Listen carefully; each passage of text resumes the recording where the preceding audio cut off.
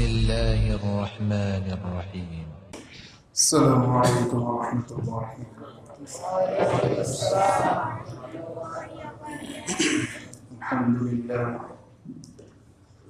الحمد لله وكفى وسلام على عباده الذين اصطفى. أما بعد فأعوذ بالله من الشيطان الرجيم. بسم الله الرحمن الرحيم.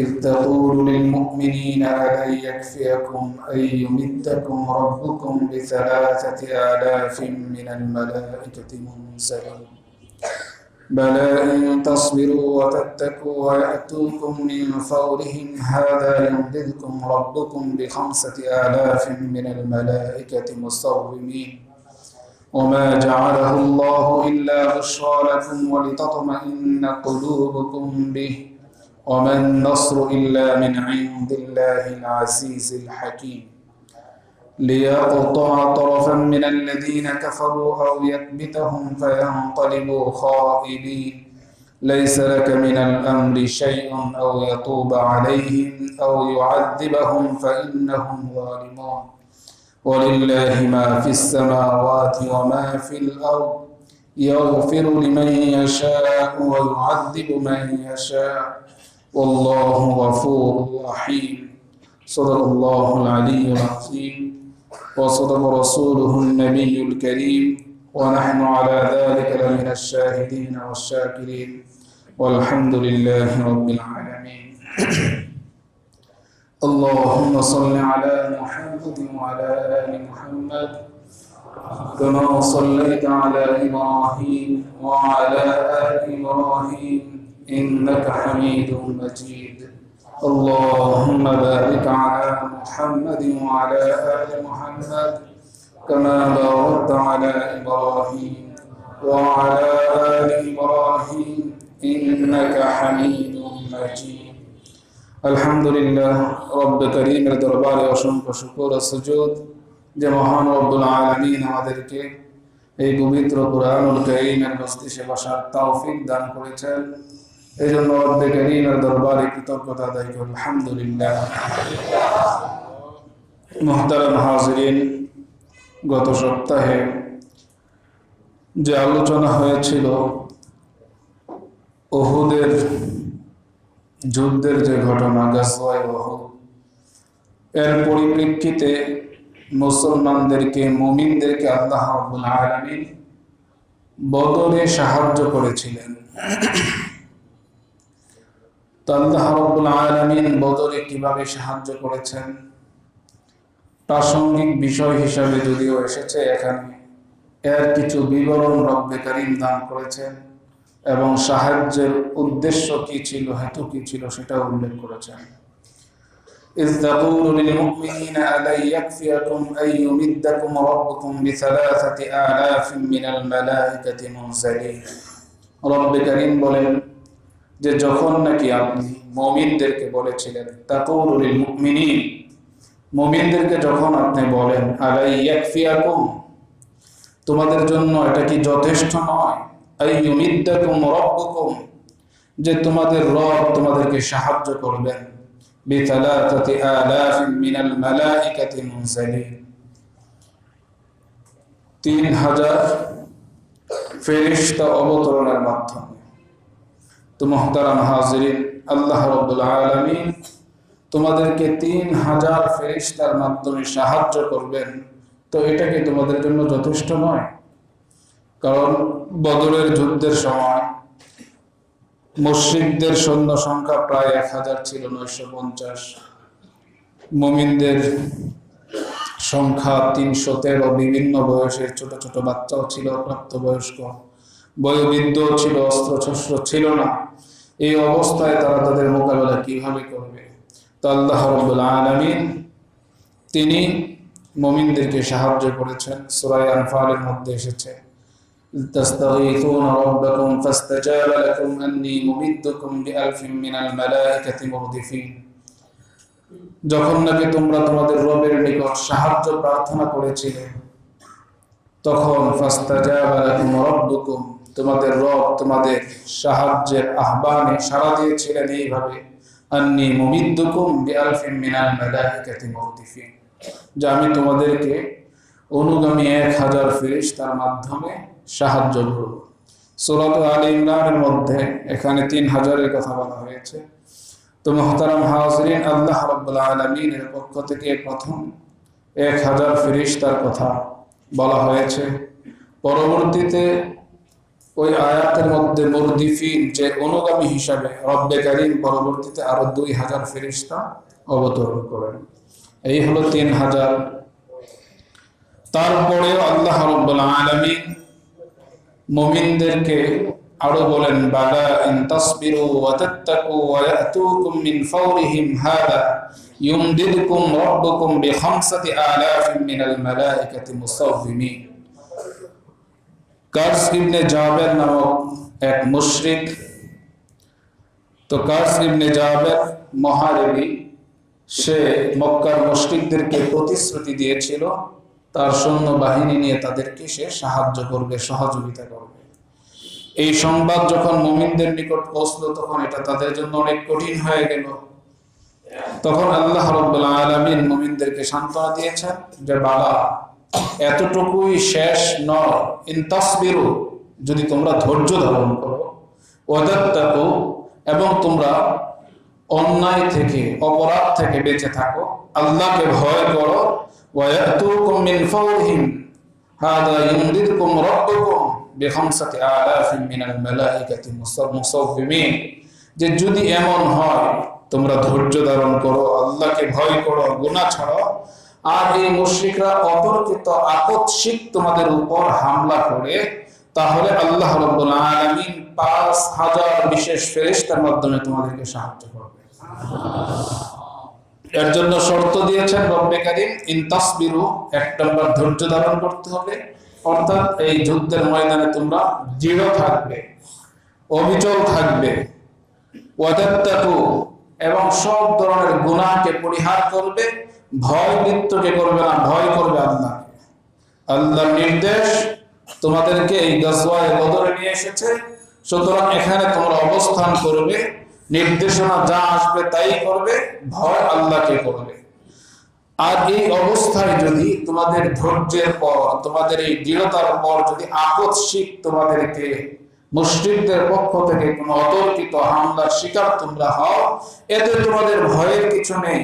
রব্বে কারীম তোমাদেরকে প্রতিশ্রুতি দিচ্ছেন, ইউমদিদকুম রাব্বুকুম বিখামসাতি আলাফিন মিনাল মালাইকা, আল্লাহ রাব্বুল আলামিন বিশেষ 5000 ফেরেশতার মাধ্যমে তোমাদেরকে সাহায্য করবেন।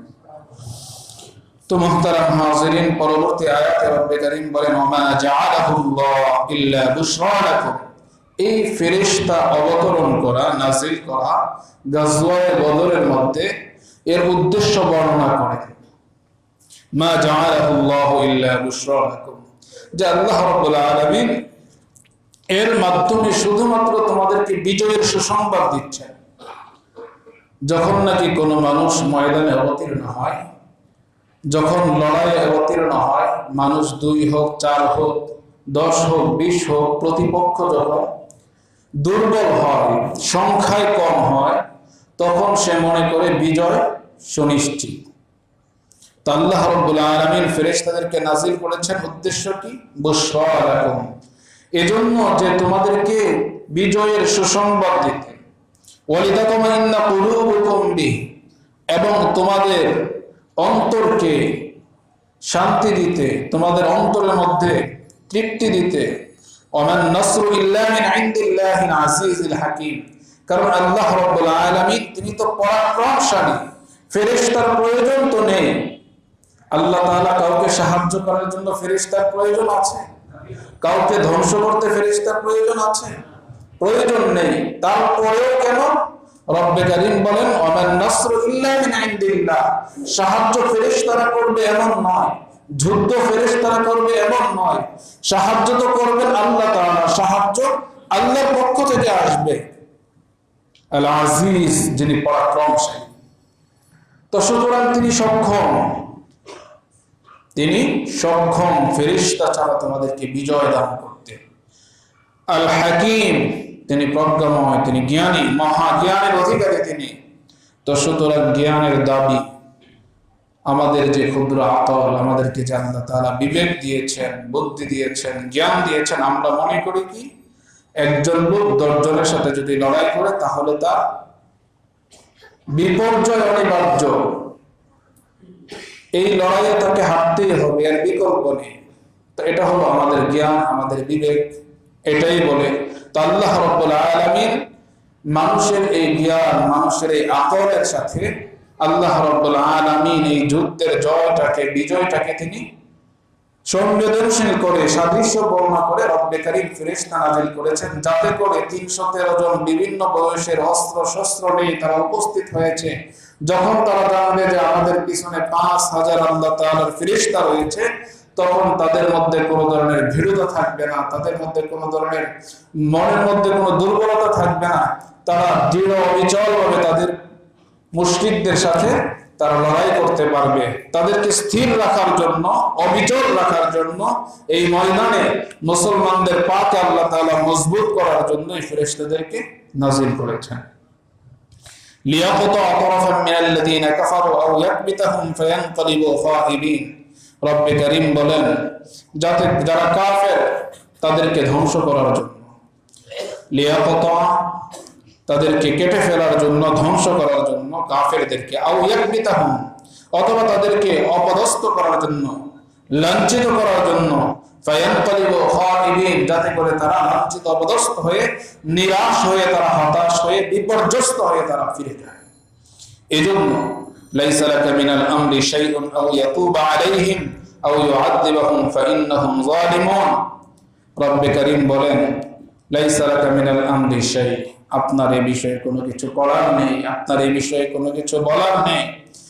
যে আল্লাহ রাব্বুল আলামিন তিনি যাকে ইচ্ছা তিনি ক্ষমা করবেন, আও ইয়াতুবা আলাইহিম তিনি হয়তো তাদেরকে ক্ষমা করে দিবেন, আও ইউআযযিবাহুম অথবা তাদেরকে আল্লাহ তাআলা শাস্তি দিবেন, ফাইন্নাহুম যালিমুন কারণ তারা তো আছে নাফরমানির মধ্যে, তারা তো অবিচারী, তারা তো জালেম।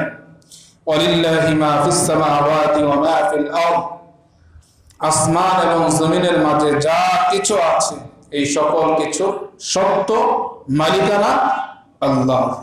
ইয়াগফিরু লিমান ইয়াশা, যাকে চান তিনি ক্ষমা করেন, ওয়া ইউআযযিবু মান ইয়াশা, যাকে চান তিনি শাস্তি দান করেন। আল্লাহু গফুরুর রহিম, রব্বে কারীম তিনি ক্ষমাশীল, তিনি দয়ালু। এই হলো স্বাভাবিক তর্জমা। তো মুহতারাম হাজরিন, বিষয় হলো এখানে কয়েকটি। একটি বিষয় হলো আল্লাহ রাব্বুল আলামিন ফেরেশতাদেরকে নাযিল করেছেন। এখানে ফেরেশতাদেরকে আল্লাহ রাব্বুল আলামিন নাযিল করলেন কেন, এবং ফেরেশতাদের সংখ্যা, এবং ফেরেশতারা তাদেরকে কি যুদ্ধের জন্য নাযিল করা হয়েছে কিনা, যুদ্ধক্ষেত্রে তাদের ব্যবহার হয়েছে কিনা, এই বিষয়গুলো মুহতারাম হাজরিন সূরা আনফালের মধ্যে যে আয়াত এসেছে ওই আয়াতের পরেও, ইস্তাস্তাগীথুনা রাব্বাকুম ফাস্তাজাবা লাকুম আন্নী মুমিদ্দুকুম বিআলফিন মিনাল মালাইকাতি মুরদিফিন ওয়া মা জাআলাহু আল্লাহু ইল্লা বুশরা লাকুম ওয়া লিতাতমাইন্না বিহি কুলুবুকুম। ঠিক এখানেও আল্লাহ রাব্বুল আলামিন সূরা আলে ইমরানে ফেরেশতাদের সংখ্যা বর্ণনা করার পর বলেন, মা জাআলাহু আল্লাহু ইল্লা বুশরা লাকুম ওয়া লিতাতমাইন্না কুলুবুকুম বিহি। উদ্দেশ্য হলো ফেরেশতার সংখ্যা সম্পর্কে বলেছি। দ্বিতীয় বিষয় হলো আল্লাহ রাব্বুল আলামিন আসমান থেকে ফেরেশতা অবতরণ করবেন। জমিনেও তো আল্লাহ তাআলার ফেরেশতা আছেন, জমিনেও আল্লাহ তাআলা ফেরেশতা আছেন, তাহলে আসমান থেকে ফেরেশতা অবতরণের উদ্দেশ্য। আল্লামা আলুসী রাহমাতুল্লাহ আলাইহি তাফসীর রূহুল মাআনির মধ্যে তিনি উল্লেখ করেন যে এর দ্বারা আল্লাহ রাব্বুল আলামিন তার বিশেষ নৈকট্যপ্রাপ্ত ফেরেশতাদেরকে, বিশেষ মর্যাদার অধিকারী যে সকল ফেরেশতা তাদেরকে তিনি পাঠাচ্ছেন, যাতে করে মুমিনরা তারা দৃঢ় হয়, তাদের মনোবল চাঙ্গা হয়। এজন্য আল্লাহ তাআলা জমিনের ফেরেশতাকে ব্যবহার না করে আকাশ থেকে ফেরেশতাদেরকে তিনি অবতরণ করিয়েছেন, পাঠিয়েছেন। এই ফেরেশতাদেরও আল্লাহ রাব্বুল আলামিন মিনাল মালাইকাতি মুসাওবিমিন, তাদেরও নির্ধারিত নির্দিষ্ট কিছু চিহ্ন ছিল। যেমন নাকি সৈন্যবাহিনীর তাদের নির্ধারিত চিহ্ন থাকে, নিদর্শন থাকে, পোশাক থাকে, আল্লাহ তাআলা এই ফেরেশতাদেরকে নির্দিষ্ট বিশিষ্ট চিহ্ন দিয়ে তাদেরকে পাঠিয়েছিলেন। তো মুহতারাম হাজিরিন, এই আল্লাহ রাব্বুল আলামিনের এই ফেরেশতা তারা অবতরণ করেছেন, তারা কি কাউকে হত্যা করেছেন, আক্রমণ করেছেন, এই বিষয়ে বিভিন্ন রিওয়ায়াত এসেছে যে ফেরেশতারা যখন কারো উপর আক্রমণের ইচ্ছা করতেন তখন সে ধরাশায়ী হয়ে যেত, তাদের আক্রমণের প্রয়োজন পড়েনি। সূরা আনফালের মধ্যে রব্বুল কারীমের পক্ষ থেকে যে নির্দেশনা এসেছে ফাদরিবু ফাওকাল আনাক ওয়াদরিবু মিনহুম কুল্লা বানান, এটা ফেরেশতাদেরকে আল্লাহ তাআলা শিখিয়ে দিচ্ছেন, কারণ তারা মারামারি কি জিনিস, কাটাকাটি কি জিনিস, যুদ্ধ বিগ্রহ কি জিনিস এগুলো তারা বোঝে না, এই জন্য তাদেরকে সৃষ্টি করা হয়নি। আল্লাহ তাআলা এই দায়িত্ব দিয়েছেন মানুষদেরকে। মানুষ এটা হলো তাদের কাজ, ফেরেশতাদের কাজ নয় যে তারা মারামারি করবে, কাটাকাটি করবে, যুদ্ধ বিগ্রহ করবে। এখন তারা আল্লাহর নির্দেশে এসেছেন, ঠিক করবেন কি এই বিষয় সম্পর্কে তারা সম্পূর্ণ অজ্ঞ। রব্বুল কারীম তাদেরকে নির্দেশ দেন ফাদরিবু ফাওকাল আনাক, তাদের ঘাড়ের উপরে তোমরা আঘাত করো, ওয়াদরিবু মিনহুম কুল্লা বানান, তাদের প্রত্যেকটি জয়েন্টে, তাদের গিরাগিরাগুলোর মধ্যে লক্ষ্য করে তোমরা সেখানে তোমরা আঘাত করো, এতে করে তারা পর্যদস্ত হয়ে যাবে, বিপর্যস্ত হবে, তারা ধ্বংস হয়ে যাবে। তো মুহতারাম হাজিরিন, আল্লাহ রাব্বুল আলামিন ফেরেশতাদেরকে এই নির্দেশনা দিয়েছেন। তো এখানে আমাদের বোঝার বিষয় হলো যে আল্লাহ রাব্বুল আলামিন উদ্দেশ্য বর্ণনা করেছেন যে মা জাআলাহুল্লাহ ইল্লা বুশরা লাকুম, আল্লাহ তাআলার উদ্দেশ্য হলো শুধু তোমাদেরকে বিজয়ের সুসংবাদ দেওয়া। এই ফেরেশতাদের মাধ্যমে তাদেরকে দিয়ে যুদ্ধ করার উদ্দেশ্য নয়। কেন? আল্লাহ রাব্বুল আলামিনের যে সকল ফেরেশতা রয়েছে, যে ফেরেশতাদের তিনি সৃষ্টি করেছেন, তাদের শক্তিমত্তা সম্পর্কে, তাদের বিশালত্ব সম্পর্কে, তাদের কুদরতার ক্ষমতা সম্পর্কে কিঞ্চিৎ আমাদের সকলেরই জানা আছে। যেখানে একজন ফেরেশতাই যথেষ্ট গোটা জগৎকে ধ্বংস করার জন্য, সেখানে 1000 5000 ফেরেশতার কি প্রয়োজন? কওমে লূতকে আল্লাহ রাব্বুল আলামিন হযরত জিবরাইল আলাইহিস সালামকে পাঠিয়েছেন। কওমে লূতকে তিনি তার একটি পাখার নখের আঁচড়ে সেটাকে একেবারে উল্টে দিয়েছেন, ধ্বংস করে দিয়েছেন। তো এখানে 5000 ফেরেশতার প্রয়োজনটা কি? আল্লাহ তাআলা এই আজীব মাখলুক ফেরেশতা একজনের এমন শক্তি সামর্থ্য রয়েছে গোটা পৃথিবীটাকে ওলটপালট করে দিতে পারেন। তাহলে 5000 ফেরেশতা 950 মুশরিকের জন্য এটা কেন? মুহতারাম হাজিরিন, এটাই রব্বে কারীম বলেন যে তাদেরকে আমি যুদ্ধের জন্য পাঠাইনি, তাদেরকে মারামারির জন্য পাঠাইনি, তাদেরকে পাঠিয়েছি এর দ্বারা মুসলমানদের, মুমিনদের মনোবলকে দৃঢ় করার জন্য, চাঙ্গা করার জন্য, তারা যেন ভীরু না হয়ে যায়, ভেঙ্গে না পড়ে, তাদের পাকে মজবুত করার জন্য। ইল্লা বুশরা লাকুম, তাদেরকে সুসংবাদ মানে বিজয় তোমাদেরই হবে, জয় তোমরাই লাভ করবে। সুতরাং তোমাদের ভয়ের কিছু নেই, তোমাদের পিছনে আমার শক্তিশালী 5000 ফেরেশতা রয়েছে, তো সুতরাং ভয় কিসের? তারা সাহায্য করবে তোমাদেরকে। বিষয়টা এমন। 1 নাম্বার 2 ওয়ালিতাতমাইন্না কুলুবুকুম বি, বিজয়ের সুসংবাদ আর মুমিনদের, মুসলমানদের অন্তরকে অবিচল করা, তাদের দিল থেকে তাদেরকে শক্তিশালী করা। এই দুই উদ্দেশ্যে আল্লাহ রাব্বুল আলামিন ফেরেশতাদেরকে পাঠিয়েছেন, যার কারণে মুহতারাম হাজিরিন ছোট্ট প্রাপ্তবয়স্ক মাআজ এবং মুআজ্জাজ আব্দুর রহমান ইবনে আউফের দুই পাশে দুই ভাই, বুখারী শরীফের মধ্যে riwayat এসেছে। হযরত আব্দুর রহমান ইবনে আউফ ঘোড়ার পিঠে তিনি সওয়ার, পাশ থেকে এক ভাই তাকে চিমটি কাটেন, আম্মি আম্মি, চাচা চাচা, আইন আবু জাহল, আবু জাহেল কোথায়? হযরত আব্দুর রহমান ইবনে আউফ রাদিয়াল্লাহু তাআলা আনহু তিনি প্রশ্ন করেন, মাযা তাসনাউ বিআবি জাহল, যে আবু জাহেলকে দিয়ে তুমি কি করবে? আবু জাহেল হলো মক্কার মুশরিকদের লিডার।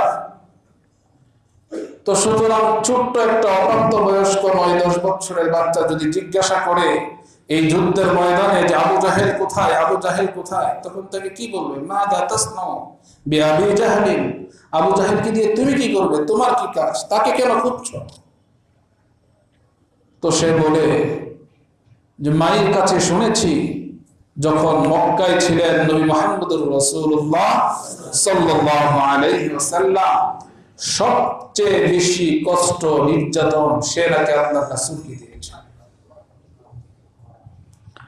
তো সুতরাং আমি পণ করেছি যেখানেই তাকে পাবো, যে অবস্থায় পাবো, হয়তো আমি বাঁচবো, তাকে জাহান্নামে পাঠাবো, অন্যথায় আমি শহীদ হয়ে জান্নাতে। মুহতারাম হাজিরিন, এই হলো অবস্থা। এই ছোট বাচ্চা, তার এই সাহস, তার এই দৃঢ়তা, এটা কোত্থেকে আসলো? আল্লাহ রাব্বুল আলামিন এই দৃঢ়তা মুমিনদের অন্তরে দেওয়ার জন্য, তাদের পাকে মজবুত করার জন্য, তাদের হিম্মতকে বাড়ানোর জন্য ফেরেশতাদেরকে নাযিল করেছেন। এক ভাইয়ের কথা শেষ হতে না হতে অপর ভাই আবার তাকে আম্মি আম্মি, চাচা চাচা। হযরত আব্দুর রহমান ইবনে আউফ বলেন, মাযা তাকুল, তুমি কি বলতে চাও বলো? একই প্রশ্ন, আইনা আবু জাহেল কোথায়? আব্দুর রহমান ইবনে আউফ বলেন, মাযা তাসনাউ বি আবি জাহল, আবু জাহেলকে দিয়ে তুমি কি করবে? দুই ভাইয়ের একই উত্তর। আল্লাহর রাসূল সাল্লাল্লাহু আলাইহি ওয়াসাল্লামের সাহাবী আব্দুর রহমান ইবনে আউফ রাদিয়াল্লাহু তাআলা আনহু, তিনি দেখেন যে আবু জাহেলকে দেখা যাচ্ছে, যেহেতু সে লিডার, তার ঘোড়াও বড় ছিল, দৈহিক গঠন অবয়ব তার বড় ছিল, দূর থেকে দেখা যাচ্ছে। তো ফাশার আব্দুর রহমান ইবনে আউফ রাদিয়াল্লাহু তাআলা আনহু, আব্দুর রহমান ইবনে আউফ তিনি তাদেরকে ইশারা করে দেখিয়ে দিলেন, ওই যে আবু জাহেলকে দেখা যায়। রাসূল করিম সাল্লাল্লাহু আলাইহি ওয়াসাল্লাম কে সবচেয়ে বেশি কষ্ট দেওয়ার কারণে ছোট বাচ্চা, তার মনে হিম্মত, এই সাহস, এই মনোবল কিভাবে আসলো? আল্লাহ তাআলা এই মনোবল তৈরি করার জন্য, এই হিম্মত বাড়ানোর জন্য ফেরেশতাদেরকে নাযিল করেছেন। বুখারী শরীফের মধ্যে এসেছে, ফাতারা আস-সাকরাইন, দুই ভাই যেন বাজ পাখির মতো তারা উড়ে গেল তাকে ধ্বংস করার জন্য। তো মুহতারাম হাজিরিন, শুধু এখানেই শেষ নয়, দৌড়ে গেলে এক ভাই আবু জাহেল ঘোড়ার উপরে, এক ভাই তার ঘোড়ার পায়ে আঘাত করলো, ঘোড়া পড়ে গেল, আরেক ভাই আবু জাহেলকে আঘাত করলো, আবু জাহেলকে শেষ করে দিল। মুহতারাম হাজিরিন, তো কাফেরদের পক্ষ থেকে তখন আবু জাহেলের ছেলে ইকরিমা ইসলাম তখনও গ্রহণ করেনি। সে যখন দেখলো এই অবস্থা, মুহতারাম হাজিরিন, এই ছোট অপ্রাপ্তবয়স্ক এক বাচ্চা হাতের উপর আঘাত করলো, হাত কেটে গেল, চামড়াটা শুধু লেগে আছে, ঝুলে আছে। এই অবস্থায় আবু জাহেলকে যখন নাকি তারা ভুলুণ্ঠিত করলো, নবী মুহাম্মদুর রাসূলুল্লাহ সাল্লাল্লাহু আলাইহি ওয়াসাল্লামের দরবারে দুই ভাই দৌড়ে গেল এই সুসংবাদ দিতে যে আপনার সবচেয়ে বড় দুশমনকে আমরা হত্যা করে এসেছি। যখন আল্লাহর রাসূল এই সংবাদ শুনবেন, তখন রাসূল হাসবেন, আনন্দিত হবেন, খুশি হবেন। তাদের উদ্দেশ্য এই নয় যে আমরা খুব বীর বাহাদুর, আবু জাহেলের মতো এত বড় মুশরিককে, এত বড় লিডারকে আমরা ধ্বংস করেছি।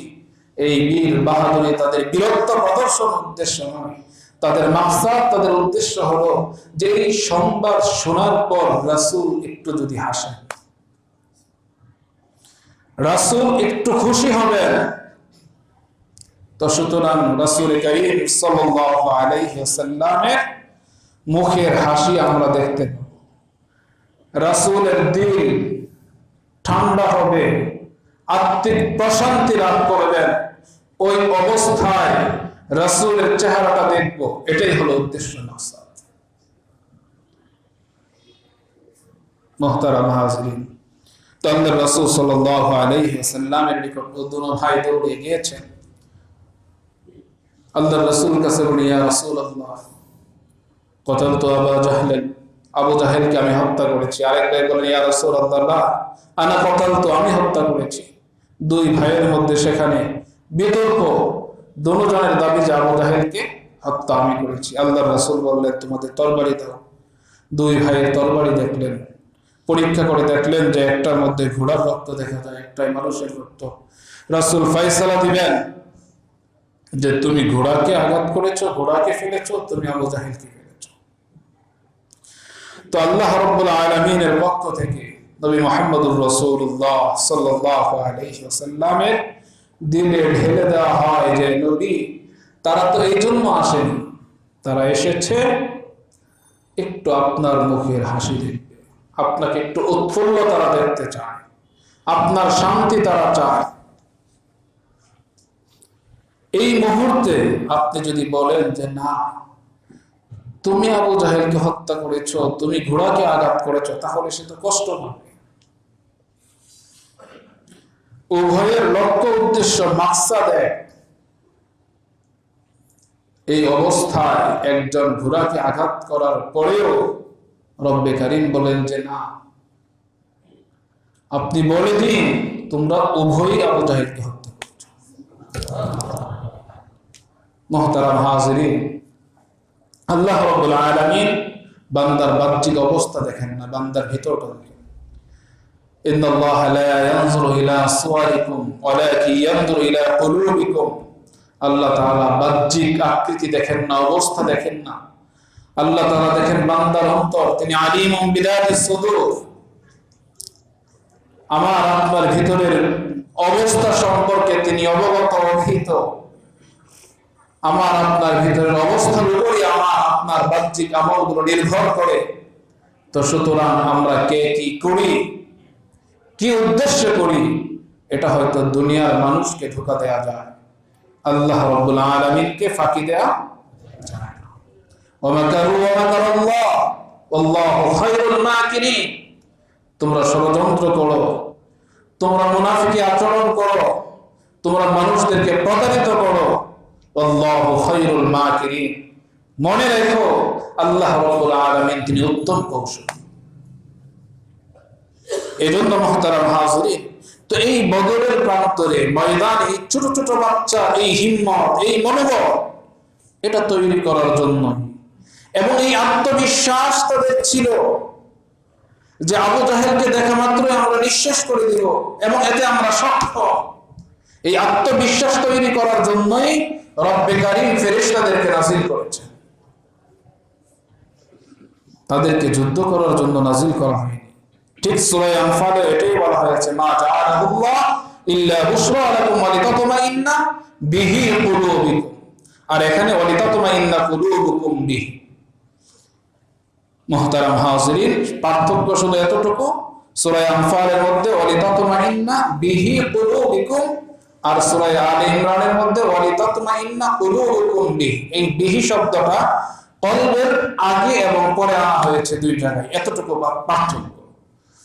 ওয়ামান নাসরু ইল্লা মিন ইনদিল্লাহ। কেন? এজন্য কারণ সাহায্য তো ফেরেশতারা করবে না, সাহায্য করার ক্ষমতা তো ফেরেশতাদের নেই। সাহায্য তো করবেন কে? আল্লাহ। সাহায্য করবেন আল্লাহ। তো সুতরাং ওয়ামান নাসরু ইল্লা মিন ইনদিল্লাহ, সাহায্য তো আল্লাহর পক্ষ থেকে হবে। আর আল্লাহ রাব্বুল আলামিন এমন কুদরতওয়ালা, এমন শক্তিশালী, তিনি আজিজ, পরাক্রমশালী। তিনি তার পরাক্রমশালীতায় তিনি যেভাবে চান সেভাবেই সাহায্য করতে পারেন। জুমায় যেমন বলেছি, আব্রাহার হস্তি বাহিনীকে কিভাবে ধ্বংস করেছেন। এর জন্য ফেরেশতার প্রয়োজন নেই, তাদের নড়াচড়ার প্রয়োজন নেই। আল্লাহ তাআলা এই আসবাব ব্যবহার কেন করেন? আমার আপনার বোঝার জন্য করেন। আমি আপনি আসবাব ছাড়া কিছু বুঝি না, কিন্তু আল্লাহ রাব্বুল আলামিন আসবাব ছাড়া সব কিছুই তিনি করতে পারেন। আমার আপনার কাউকে ঘায়েল করার জন্য অস্ত্রের প্রয়োজন, রব্বে কারীমের কাউকে ঘায়েল করার জন্য অস্ত্রের প্রয়োজন হয় না। আমার আপনার কাউকে সাহায্য করার জন্য শারীরিক সক্ষমতার প্রয়োজন, আর্থিক সক্ষমতার প্রয়োজন। আমার মালিকের কাউকে সাহায্য করার জন্য এই সকল সামর্থ্যের প্রয়োজন হয় না। ওয়ামান নাসরু ইল্লা মিন ইনদিল্লাহ, সাহায্য আল্লাহর পক্ষ থেকে আসবে।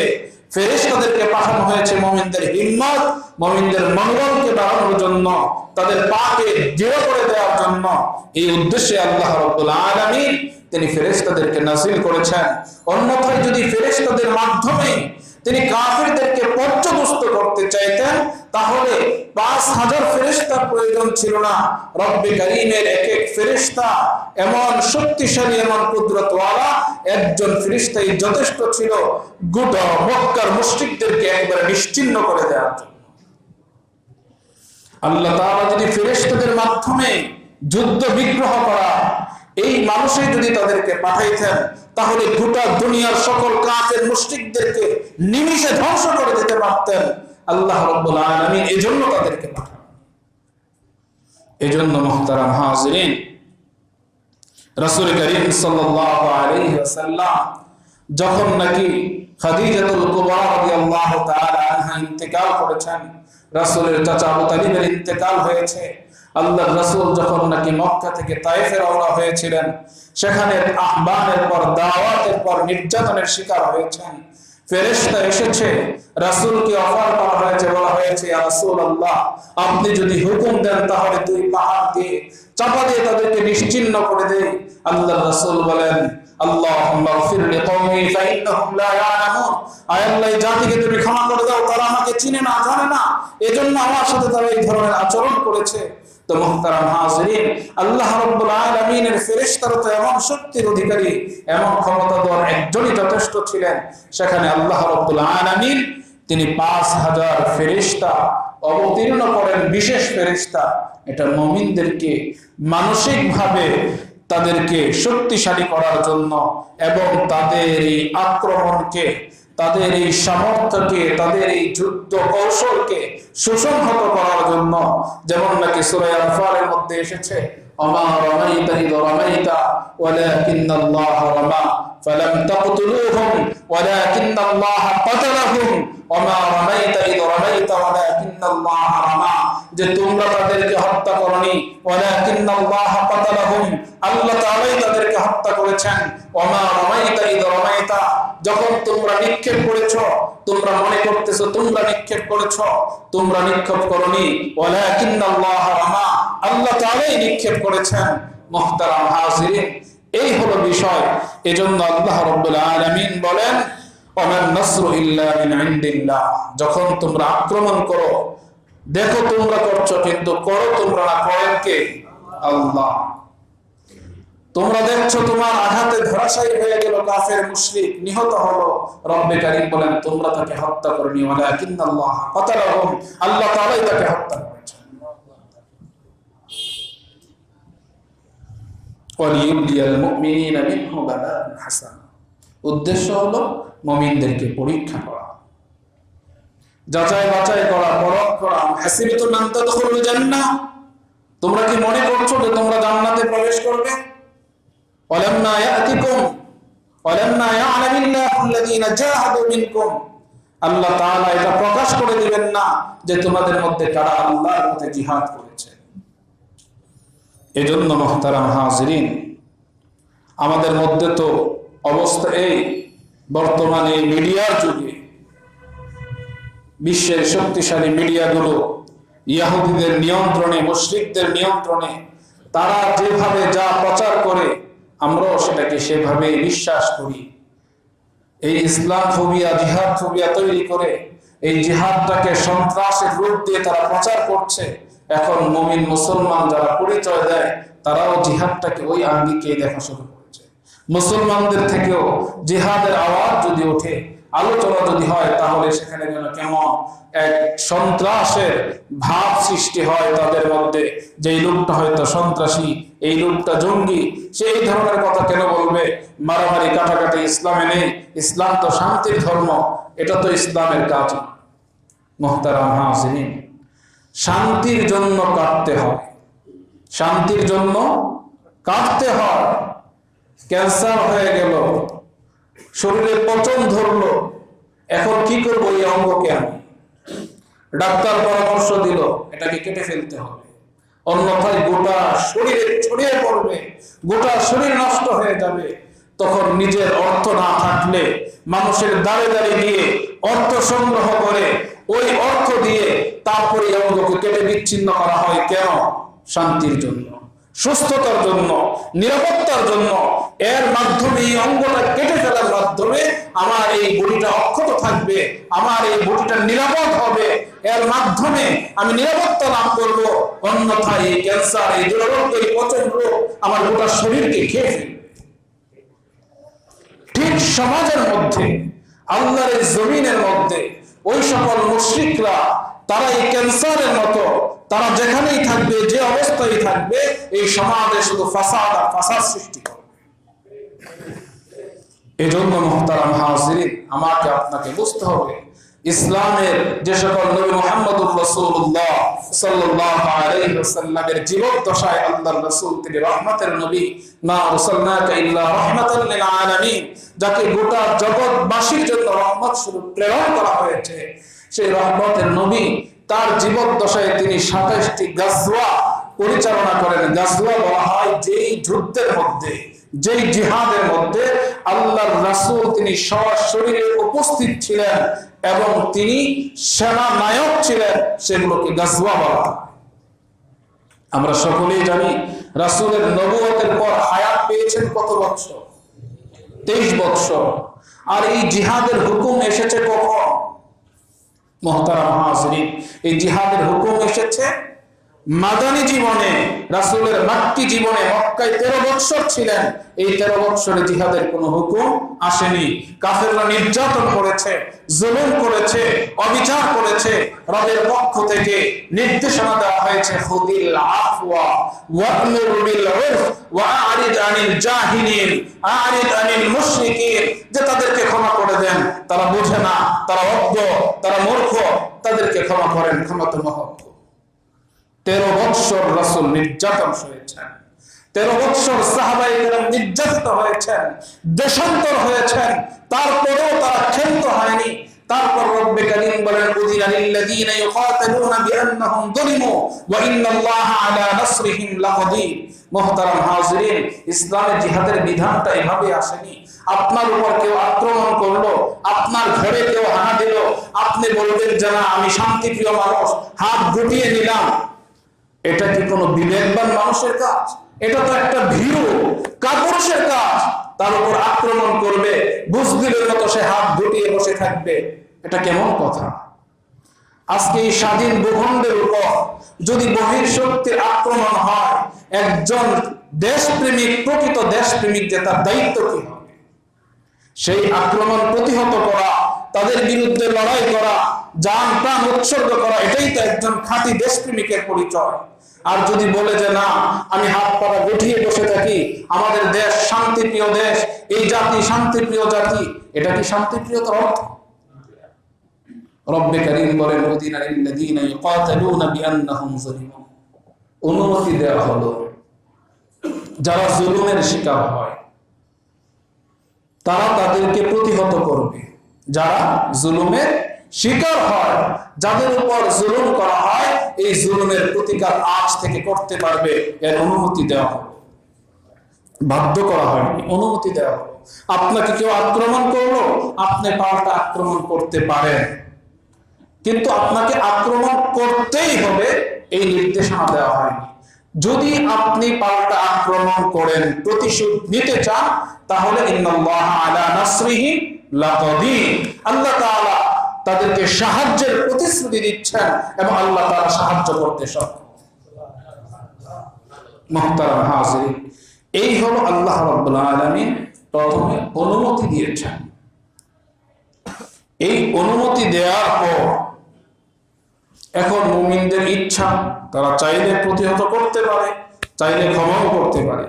পরবর্তীতে আল্লাহ রাব্বুল আলামিনের পক্ষ থেকে নির্দেশনা হলো কাতিলুল মুশরিকিন কামা ইয়াকাতিলুনাকুম, তারা যেভাবে আপনার সাথে লড়াই করে, মুসলমানদের সাথে মুমিনদের বিরুদ্ধে তারা যেভাবে ষড়যন্ত্র করে, লড়াই করে ধ্বংস করতে চেষ্টা করে মুসলমানদেরকে, ঠিক মুমিনদের এটা দায়িত্ব, তাদেরকে তাদের বিরুদ্ধে লড়াই করতেই হবে, ক্ষমা করার অধিকার রহিত হয়। যখন কাফের মুশরিকরা আক্রমণ করবে, তখন আপনি তাকে ক্ষমা করে দিবেন, এই যে অধিকার আপনার ছিল সেটা আজ থেকে রহিত। যদি আক্রমণ করে, পাল্টা আক্রমণ অবশ্যই করতে হবে। মুহতারাম হাজিরিন, কেন আক্রমণ করব? তারা আক্রমণ যদি করে তাহলে করব, বিষয়টা আমাদের বোঝা দরকার। এই অবস্থা যদি আক্রমণ করে তাহলে করতে পারবে, আক্রমণ করবে না, তোমরাও করবে না। তারা যদি স্বাভাবিক থাকে, তোমরাও স্বাভাবিক থাকো, কিন্তু তোমাদের পক্ষ থেকে তাদেরকে আক্রমণের কোনো অনুমতি নাই। তারপরে রব্বে কারীম বলেন সূরা বারার মধ্যে, তাওবার মধ্যে এসেছে ফাইদান সালাখাল আশহুরুল হুরুম ফাকতুলুল মুশরিকিন হাইথু ওয়াজাদতুমুহুম ওয়া খুযুহুম ওয়াহসুরুহুম ওয়া'উদু লাহুম কুল্লা মারসাদ। কোরআনে কারিমে রব্বে কারিম বলেন আশহুরে হুরুম সম্মানিত যে 4 মাস এগুলো যখন যায়, তারপরে এই মুশরিকদেরকে, এই কাফেরদেরকে, অর্থাৎ যারা ফাসাদ সৃষ্টিকারী, মুহতারাম হাজিরিন, একটা বিষয় আমরা খেয়াল রাখবো, ইসলামী জিহাদের মধ্যে কোন নারীর উপর আক্রমণ করার কোন অনুমতি ইসলাম দেয় না। শিশুদের উপর আক্রমণের অনুমতি ইসলাম দেয় না, এবং বয়োবৃদ্ধ যারা বয়োজ্যেষ্ঠ আছে তাদের উপর আক্রমণের অনুমতি ইসলাম দেয় না। ওই সকল যুবকদের উপর আক্রমণ করতে পারবে না যারা নাকি সরাসরি তারা লড়াইয়ে আসে না। তাহলে কোথায় সমস্যাটা? কোথায়? এই জিহাদের নামে অপব্যাখ্যা চালিয়ে জিহাদটাকে সন্ত্রাসী রূপ দেওয়ার জন্য গোটা বিশ্বের ইহুদি মুশরিক নিয়ন্ত্রিত মিডিয়াগুলো যা করে যাচ্ছে, আমরা সেটাই শুনতেছি, সেটাই বুঝতেছি। আমরা মুসলমান, একবারও আমরা কোরআনকে হাতে নিইনি, কোন হক্কানি রব্বানি আলেমের শরণাপন্ন হয় না যে এই কোরআনের মধ্যে ইসলামের জিহাদ সম্পর্কে কি বলেছে, এর রূপরেখাটা কি, কখন জিহাদ করবে, কাদের সাথে জিহাদ করবে, কিভাবে করবে, এই জিহাদের বিধানটা কিভাবে আসলো, বোঝার প্রয়োজনীয়তা আমরা অনুভব করি। মুহতারাম হাজিরিন, এজন্য আজকে মুসলমানদের এই অধোগতি, এজন্য মুসলমানরা গোটা বিশ্বে নির্যাতিত, নিপীড়িত। মুহতারাম হাজিরিন, সূরা বারার মধ্যে যেমন এসেছে ফাতারাব্বাসু হাত্তা ইয়াতিয়াল্লাহু বিআমরি, অপেক্ষা করো আল্লাহর শাস্তি। যখন আল্লাহ, আল্লাহর রাসূল আর আল্লাহ তাআলার পথে, আল্লাহর পথে জিহাদ থেকে তোমাদের কাছে নিজেদের জান, মাল, পরিবার, পরিজন, আপনজন, আত্মীয়স্বজন প্রিয় হয়, আল্লাহর আযাবের অপেক্ষা করো। এখন আমাদের কাছে আল্লাহর পথে জিহাদ থেকে, আল্লাহ থেকে, আল্লাহর রাসূল থেকে আমাদের নিজেদের জান প্রিয়, আমাদের নিজেদের স্ত্রী প্রিয়, আমাদের নিজেদের সন্তান প্রিয়, আমাদের পিতামাতা আমাদের কাছে প্রিয়, আমাদের ব্যবসা বাণিজ্য আমাদের কাছে প্রিয়, আমাদের বাসস্থান আমাদের কাছে প্রিয়। মুহতারাম হাজিরিন, যেহেতু আল্লাহ, আল্লাহর রাসূল এবং আল্লাহর পথে জিহাদের মোকাবেলায় এগুলোকে আমরা প্রাধান্য দিয়েছি, এজন্য আল্লাহর পক্ষ থেকে এই লাঞ্ছনা আমাদের উপর চাপিয়ে দেওয়া হয়েছে। আল্লাহর রাসূল সাল্লাল্লাহু আলাইহি ওয়াসাল্লাম যখন এসেছেন, মক্কার জীবনে তিনি কত হাতে গোনা কয়েকশো, 183-84 জনের মতো ইসলাম গ্রহণ করেছেন। 13 বছরের মেহনত, নির্যাতন, জুলুম সহ্য করে রাসূলের বাক্যী জীবনের পর মাদানী জীবনে মাত্র 10 বছর গেল, বিদায় হজ্জের ভাষণে 1.25 লক্ষ সাহাবী নিয়ে তিনি বিদায় হজ পালন করেছেন। চতুর্দিকে ইসলামের বিজয় রমকা বেঁধেছে। কিভাবে?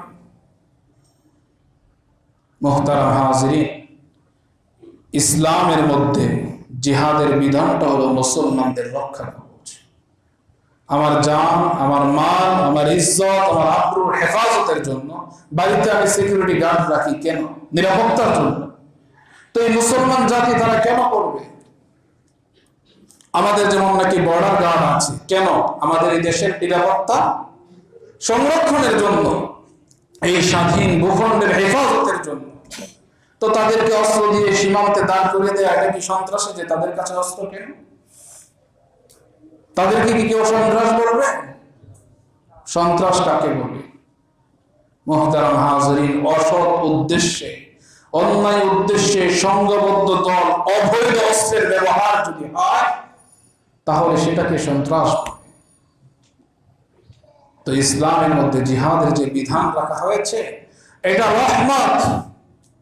ইসলামে জিহাদের বিধানটা এটা রহমত, এটা শান্তির জন্য, এটা নিরাপত্তার জন্য। শুধু মুসলমান নয়, গোটা মাখলুকের নিয়ন্ত্রণ এবং তাদের নিরাপত্তার জন্য, তাদের শান্তির জন্য, সুশৃঙ্খল জীবনের জন্য এই জিহাদকে আল্লাহ তাআলা ফরজ করেছেন। এটা ইসলামের অন্যতম একটি বিধান। অস্বীকার করার কোনো সুযোগ নেই। ঈমান কারো থাকবে না অস্বীকার করা।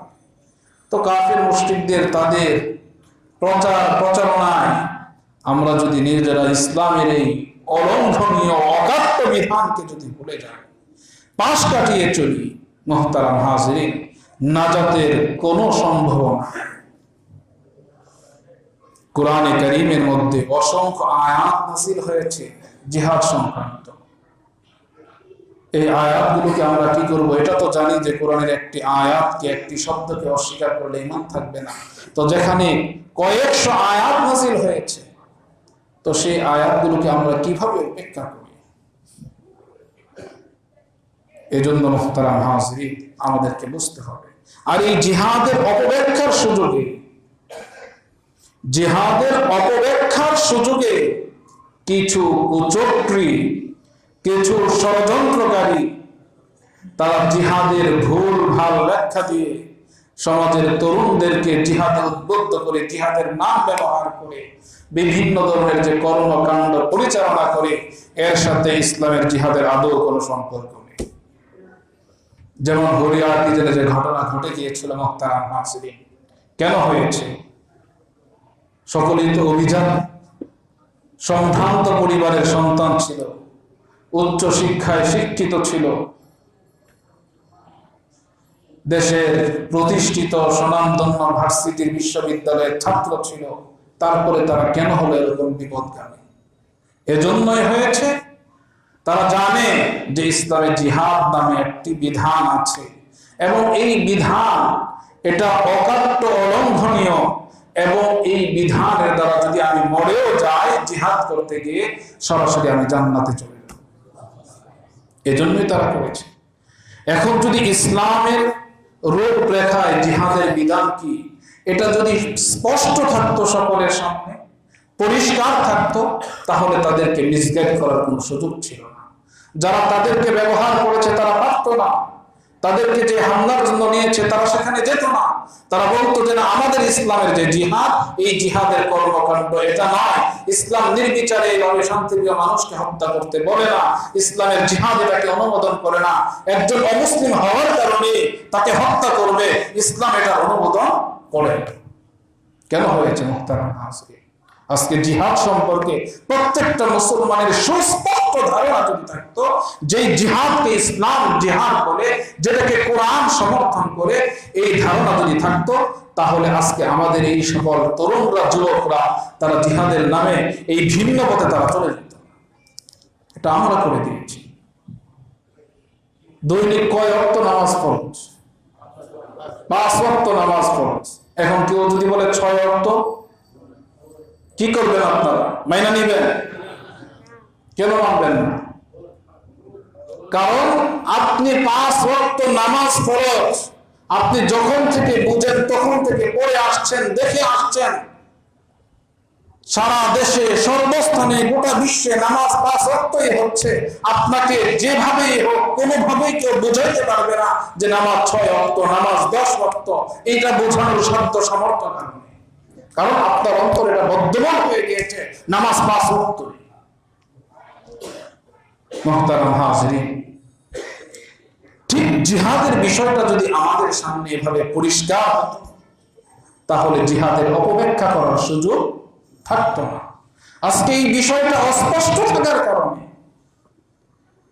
জিহাদের নামে আমাদের তরুণদেরকে বিভ্রান্ত করা হয়। জিহাদের নামে আমাদের এই যুবকদেরকে মিসগাইড করা হয়। এর জন্য দায়ী যারা দায়িত্বশীল তারাই। মুহতারাম হাজিরিন, এজন্য আমাদেরকে বুঝতে হবে এটা এমন এক বিধান যার মধ্যে আমার আপনার ইজ্জতের গ্যারান্টি রয়েছে। শাহ ওয়ালিউল্লাহ মুহাদ্দিস দেহলভী রাহমাতুল্লাহি আলাইহি তিনি বলেন, ইসলামের মধ্যে যদি জিহাদের বিধান না থাকতো তাহলে এটাকে পূর্ণাঙ্গ ধর্ম বলার, দিন বলার কোনো সুযোগ ছিল না। এটা একটা খেলনার ধর্ম, খেলনার জীবন ব্যবস্থা হিসাবে এটা পরিগণিত হইত। কারণ এমন এক জীবন ব্যবস্থা, এমন এক দিন ধর্ম কে মানবে যে ধর্মের মানুষকে মারবে, কিছু বলতে পারবে না, মাজলুম হয়েই থাকবে, অপদস্থ হয়েই থাকবে, লাঞ্ছনার জীবনে তাকে যাপন করতে হবে। এই দিন ধর্ম কি কেউ পালন করবে? প্রশ্নই আসে না। যে দিন লাঞ্ছিত করে, যে দিন মানুষকে ধ্বংস করে, জলিল করে, অপদস্থ করে, সেই দিন কেন গ্রহণ করবে মানুষ? মুহতারাম হাজিরিন, এজন্য ইসলামে জিহাদের বিধান রাখা হয়েছে মুসলমানদের জান, মাল, ইজ্জত, আবরুর হেফাজতের জন্য, মুসলমানদের আত্মমর্যাদাবোধকে জাগ্রত করার জন্য। এজন্য জিহাদের বিধান এসেছে। বনের একটা হিংস্র প্রাণী যদি, পশুরা সিংহ যদি তার নিরাপত্তার ব্যাপারে সচেতনহীন হয়ে যায়, অসচেতন হয়ে যায়, তাহলে যেমন নাকি তার নিরাপত্তা নিশ্চিত করা যায় না, থাকে না, তার যেমন ধ্বংস অনিবার্য হয়ে যায়। তো সুতরাং মানুষ যখন তার নিরাপত্তার ব্যাপারে একেবারেই বেখবর হয়ে যায়, গাফেল হয়ে যায়, উদাসীন হয়ে যায়, অসচেতন হয়ে যায়, তখন এই মানুষের, এই জাতির, এই দেশের নিরাপত্তা আর টিকে থাকে। বর্ডার গার্ড সকলে যদি দায়িত্ব ছেড়ে দিয়ে বেড়াকে ঘুমাইতে থাকে, তাহলে অবস্থা কি হবে? এই দেশের, এই ভূখণ্ডের স্বাধীনতা অটুট অক্ষুণ্ণ থাকবে কি করে?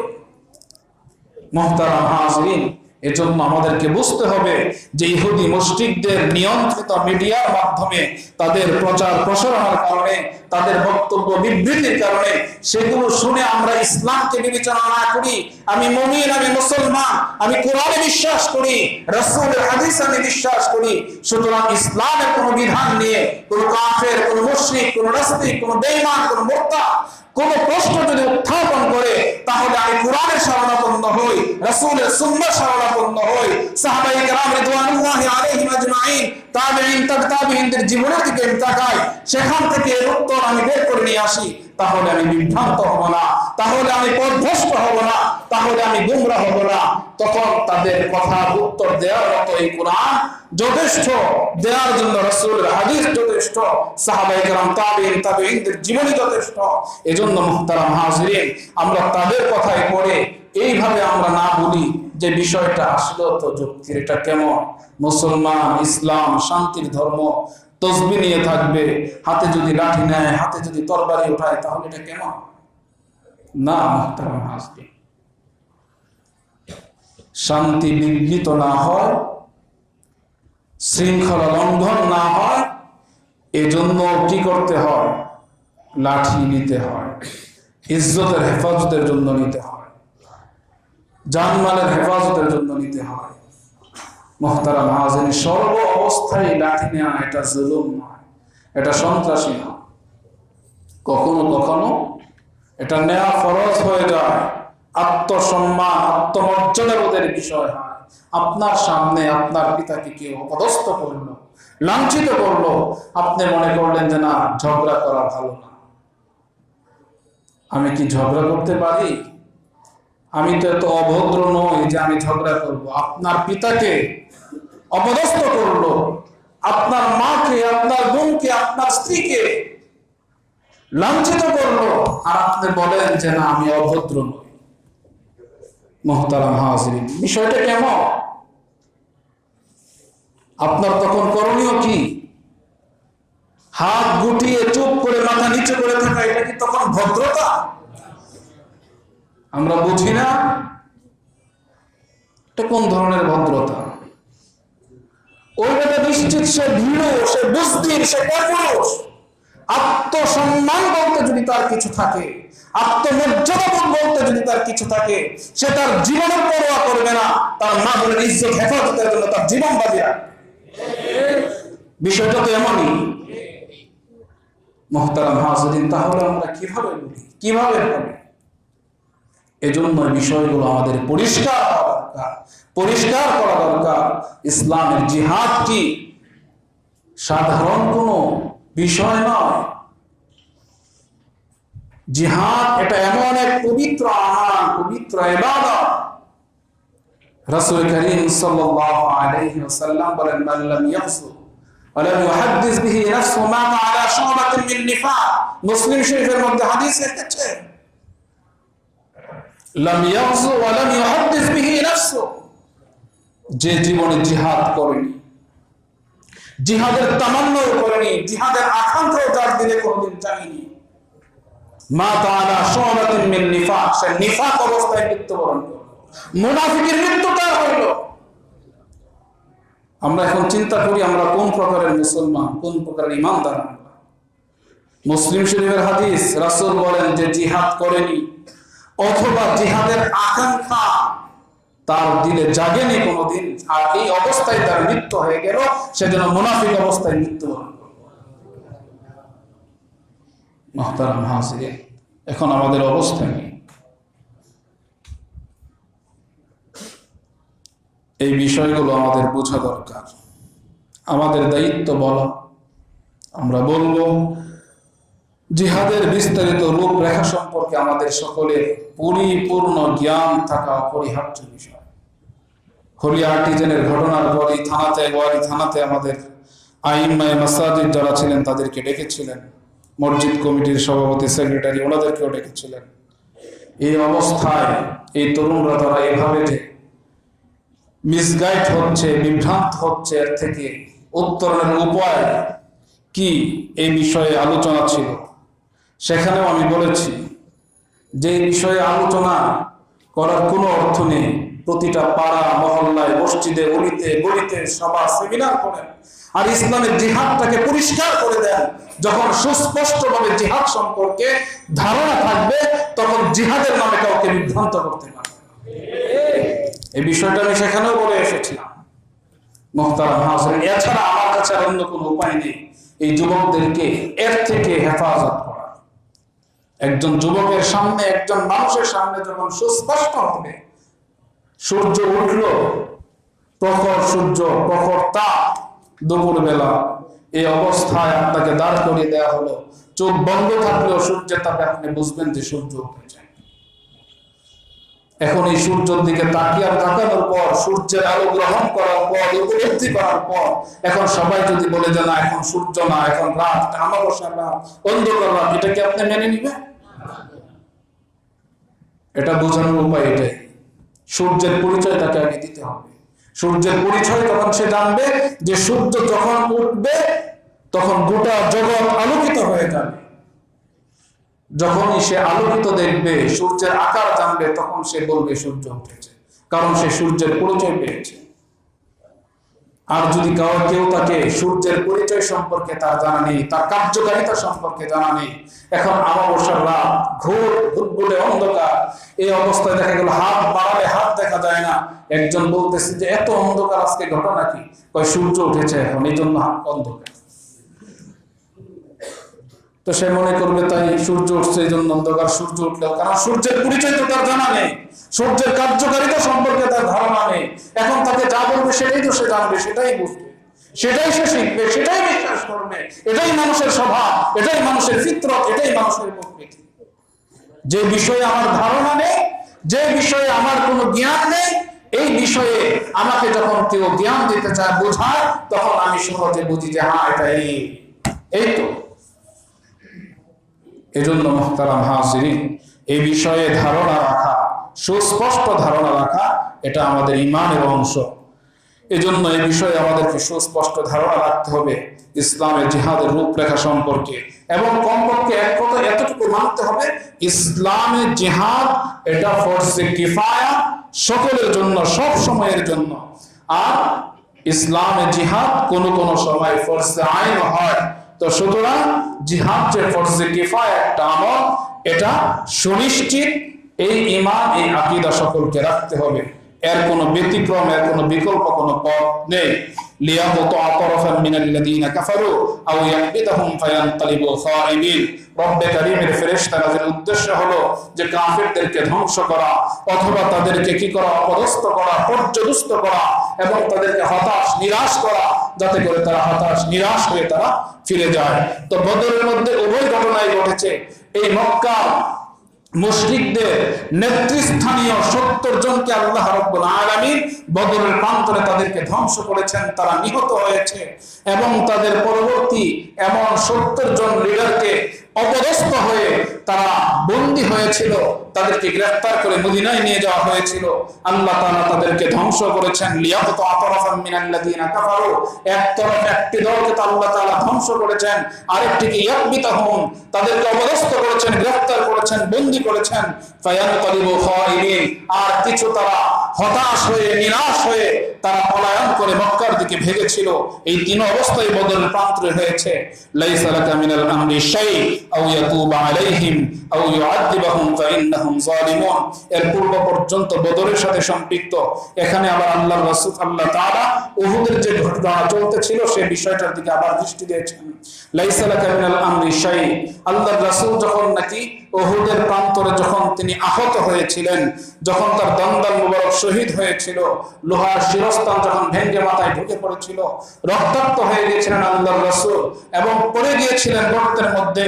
যখন তাকে সেখান থেকে উঠানো হয়, রাসূল যখন নাকি চেতনা ফিরে পান, আল্লাহর রাসূল বলেছিলেন যে এই উম্মতে তাদের কি অবস্থা হবে যাদের রাসূল তাদেরকে ডাকে আল্লাহর দিকে আহ্বান করে আর তারা তাকেই কষ্ট দেয়, এই জাতির হেদায়েত কিভাবে হবে? এই পরিপ্রেক্ষিতে আয়াত নাযিল হয়, লাইসা লাকা মিনাল আমরি শাই। এই ব্যাপারে আপনার কোনো কিছু করার নেই, আপনার কিছু বলার নেই। আল্লাহ চাইলে তাদেরকে ক্ষমাও করতে পারেন, চাইলে শাস্তিও দিতে পারেন, তবে এটা তো নিশ্চিত ফাইন্নাহুম যালিমুন, এরা সবগুলোই জালেম, এরা অবিচারী, এরা জুলুম, এরা ফাইন্নাহুম যালিমুন, এই তাদের জালেম জুলুমি সত্ত্বেও আল্লাহ তাআলা তাদেরকে চাইলে ক্ষমা করতে পারেন। মূলত রাসূলের এই উদ্দেশ্য ছিল এই যে আল্লাহ তাআলার কাছে আল্লাহর রাসূল সাল্লাল্লাহু আলাইহি ওয়াসাল্লাম কিছু কিছু কাফেরদের মুশরিকদের ব্যাপারে অভিসম্পাত করেছেন যে আল্লাহ তাআলার অভিসম্পাত তাদের উপর হোক। এই বিষয়ে আল্লাহ তাআলা রাসূলের দৃষ্টি আরোপ করেন যে লাইসা লাকা মিনাল আমরি শাই, এই ব্যাপারে আপনি বলবেন না, কারণ আল্লাহ চাইলে তাদেরকে ক্ষমাও করে দিতে পারেন, আল্লাহ চাইলে তাদেরকে শাস্তিও দিতে পারেন। ফাইন্নাহুম যালিমুন, তবে এটা সুনিশ্চিত যে তারা জালেম, তারা অত্যাচারী, অবিচারী। ওয়ালিল্লাহি মা ফিস সামাওয়াতি ওয়া মা ফিল আরদ ইয়াগফিরু লিমান ইয়াশা ওয়া ইউআযযিবু মান ইয়াশা আল্লাহু গফুরুর রহিম। তবে এই আসমান এবং জমিনের মধ্যে যা কিছু আছে, আসমান জমিন সহ এই সকল কিছুর মালিক কে? আল্লাহ। ওয়ালিল্লাহি মা ফিস সামাওয়াতি ওয়া মা ফিল আরদ, আসমান এবং জমিনের মধ্যে যা আছে এই দুইটা সহ এগুলোর মালিকানা, এগুলোর সত্য আল্লাহ রাব্বুল আলামিনের। ইয়াগফিরু লিমান ইয়াশা, যেহেতু তিনি মালিক, তিনি চাইলে ক্ষমা করতে পারেন, যাকে চান তাকে ক্ষমা করেন, এটা তার বিষয়। ওয়া ইউআযযিবু মান ইয়াশা, তিনি যাকে চান অন্যায় অনাচার পাপাচার করলে তাকে শাস্তি দিবেন, এটাও তারই বিষয়। আল্লাহু গফুরুর রহিম, আল্লাহ রাব্বুল আলামিন তিনি ক্ষমাশীল, তিনি দয়ালু। আল্লাহ রাব্বুল আলামিন তিনি ক্ষমাশীল, দয়ালু। এজন্য মুমিনদের কাজ হলো যখন কোনো ভুল হয়ে যায়, ইচ্ছাই হোক অনিচ্ছাই হোক, আমাদের সেই ভুল থেকে ফিরে আসা, তওবা করা, ইস্তিগফার করা, করে নিজেদের ভুলগুলো থেকে শুধরিয়ে সঠিক পথে নিজেদের জীবনকে পরিচালনা করা, আর এই আশা রব্বে কারীমের নিকট রাখা যে আল্লাহ তাআলা আমার ভুলগুলো ক্ষমা করে দিবেন এবং সামনে অগ্রসর হওয়া, এটাই হলো মুমিনের কাজ, মুমিনের দায়িত্ব। আল্লাহ তাআলা আমাদেরকে বুঝার তৌফিক দান করেন। আমিন ওয়া আখিরু দাওয়ানা আলহামদুলিল্লাহ।